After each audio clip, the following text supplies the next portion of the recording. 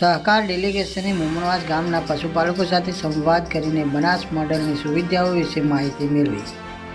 બનાસનું સહકારિતા model આજે સમગ્ર દેશ અને દુનિયા માટે રોલ મોડલ બન્યું છે.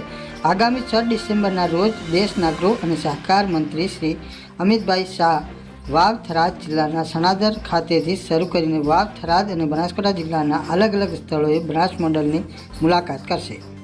કેન્દ્ર સરકારના સહકાર મંત્રાલયનું ડેલિગેશન વડગામ તાલુકાના મુમણવાસ ગામની દૂધ ઉત્પાદક સહકારી મંડળીની મુલાકાત લીધી હતી.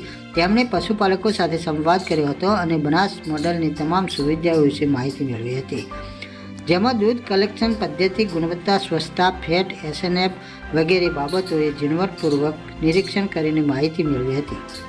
સહકાર ડેલિગેશને મુમણવાસ ગામના પશુપાલકો સાથે વાતચીત કરી દૂધ ભરાવાની સમગ્ર ચેઇન વિશે માહિતી મેળવી હતી, જેમાં પશુપાલકો કેવી રીતે મંડળી સુધી દૂધ લાવે છે, ગ્રામ્ય મંડળી ખાતે દૂધની ચકાસણી, ફેટ, SNF વગેરે પદ્ધતિઓ, ડિજિટલ સિસ્ટમ, પશુ આરોગ્ય અને આવક અંગે માહિતી મેળવી હતી. આ મંડળીમાં કુલ 915 જેટલા પશુપાલક સભાસદો છે, જે દૈનિક 55,000 લીટરથી વધુ દૂધ બનાસ ડેરીમાં ભરાવે છે.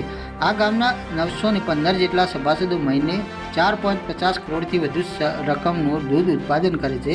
આ ગામમાં એવી પણ મહિલા પશુપાલકો છે જે પશુપાલન થકી વાર્ષિક 80 લાખથી વધુ કમાણી કરે છે.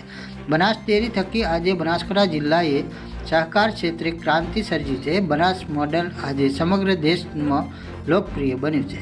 બનાસકાંઠાના 5 લાખ પશુપાલકોની મહેનત અને બનાસ ડેરીના સહકાર થકી દૂધ ઉત્પાદન અને અનેક ધંધાઓ થકી પશુપાલકો આત્મનિર્ભર બન્યા છે.